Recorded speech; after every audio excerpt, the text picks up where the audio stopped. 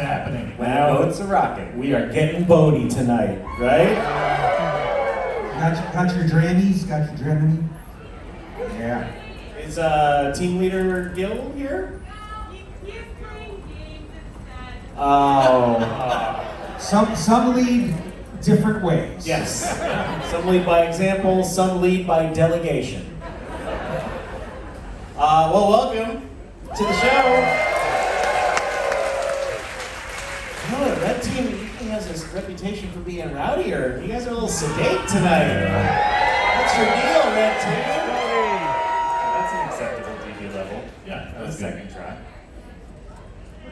Drew, you look wonderful tonight. I was just saying, it really fits you very well. Oh, it flatters your figure.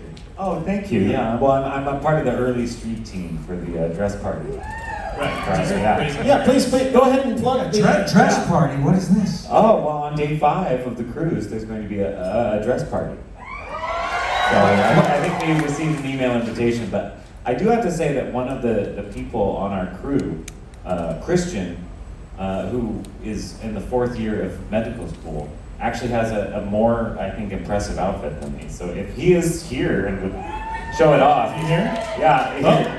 So you haven't seen it yet, but Christian, if you'd show them the real outfit that you have. Oh, what's gonna happen? I think I know what it is. Oh! This is a person who got 100th percentile on the MCAT, which I didn't know was possible. And he has a tattoo of a popper under his left breast. Now, technically, is this a dress? Why?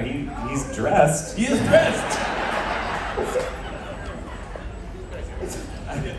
Uh-oh. It's not a dress, but it's about how it makes you feel, John. No, yeah. Thank you.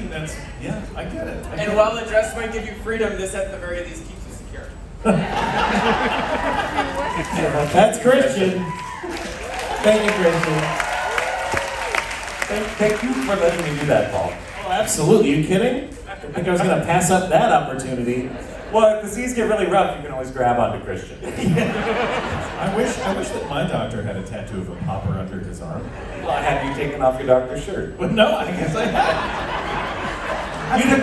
That could be part of the whole doctor deal, for all we know. If I had $1 for every time I've been asked that question. It is time, red team, for morning announcements. Good morning, students.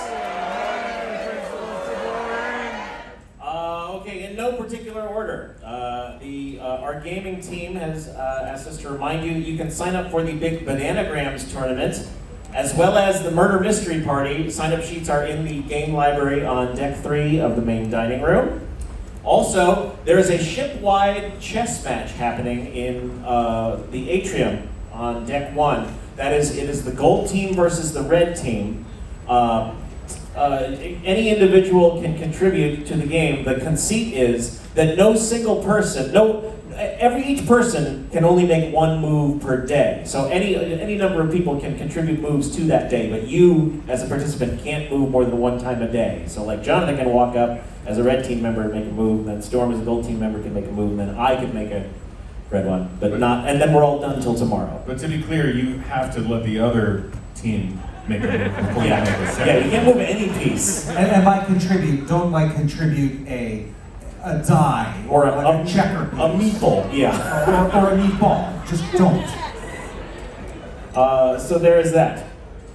I'm sorry, I'm just reading my other messages that were typed for me. We'd like to remind you a couple things about the dining room. First of all, they have to reset the room for dinner service at 3 o'clock each day. So we do ask, if you are gaming in the dining room around then, that you please kindly Steal yourselves. Yeah, if you're gaming at that point, they ask that we need to clear the room at 3 o'clock, please go ahead and wrap up what you're doing and clear out for them so that they can do that. And then once they finish clearing off dinner service, which is usually around 10 p.m., they will be back to gaming. So we thank you for cooperating with the dining room staff on that. Also, we have heard that a number of people have been showing up not at their assigned dinner time, but kind of any old time. which is fine on Thursday. That's the one day we have anytime dining between 5:30 and 9:30, but on all other days, if you could please, if you're attending dinner in the main dining room, please arrive at, in your case, the 5 o'clock. Shut up, don't shake your head at me. He doesn't even know what time dinner happens. Between 5 and 7, is that right? Basically, try to show up at or around 5 o'clock, just because if people start showing up at 6 and 6:15, it can throw off how they're planning to staff and handle the dinner service, and so we appreciate, again, your cooperation with that. Also, as we all know at this point, things are getting real boaty right now, and they're doing some securing of things, including the game library shelves are held down by some ratchet straps right now, but don't let that intimidate you. They are still perfectly, please feel free to go and get games and take them out and check them back in. They're not closed just because there's some official looking straps in front of them. Now, not quite as well as our friend Christian, but still pretty secure. Strapped. Yeah, they're cosplaying as Christian. Same for the arcades and the billboard. Let's see, again, in no particular order. I talked about this in an earlier announcement. There's a service called Luggage Direct, which the ship can provide, which basically for a fee, you can have your checked luggage, you put it outside your stateroom on the last day before we depart, and they will take your luggage and it will get taken to the airport and checked onto your flight home for you, so you don't have to drag your checked luggage. It's not mandatory. Many people take advantage of it. I mentioned it this early in the week only because you should have already received or will very soon receive the paperwork for it. It's very early before people mostly start thinking about departing. But the schedule, the timelines and deadlines involved are very strict. If you miss those deadlines, you can't sneak in afterwards, unfortunately. So if that is a thing you're looking to take advantage of, pay attention for that paperwork. And follow its directions. If you put your luggage out and hadn't done the form, they will fill your luggage with clam chowder. So, be on time. And not the good clam chowder. No, like Rhode Island style. Speaking of specialty dining, just as a reminder, the specialty dining in the various restaurants is still available. If you are interested in signing up for that, you can go to any of the venues directly, or you can dial anytime on any ship's phone, dial 88. Drew said 82 last night, like a rube. To my eternal shame, Paul. But that's available. Also, cabin upgrades are still available. If you have any interest in upgrading your cabin, you can go to the ship services desk on deck 1 in the atrium. They can let you know what is available and the rates that are involved and can help take care of you for that. This is the thing I neglected to mention to the Gold team, so you all are getting an exclusive. We had initially planned for the Explorer's Lounge, which is back towards the end of the ship on deck, right near the Lincoln Center stage, right behind that. We had planned on that being sort of a puzzling space for jigsaw puzzles and such. We didn't quite get the setup fully correct on day 1, and we have noticed people have started just using that area as just kind of utility space for sitting and reading or drawing or making or whatever. And it seems like a really good use of that space. So instead, what we do have is a whole bunch of puzzles that we think will appeal to your interests, and also several custom JoCo cruise puzzles. They are all up in the crow's nest area on deck 11 directly above us. So if you have any interest in jigsaw puzzling, there's also the ship has jigsaw puzzles as well, but those puzzles will now be on deck 11. And if you need just sort of a chill space, it's not so much a quiet space as a mellow space. A melatorium. A melatorium. The melatorium is now the Explorer's Lounge. If I care for melatorium, that seems dire in a way that I don't. Melatorium. The shush spot. How's that? Oh, that's zingy. I like that. Yeah, you like that? Yeah, we'll fix it in post. Don't worry. Don't try to make him feel good, telling him that shush spot is nice.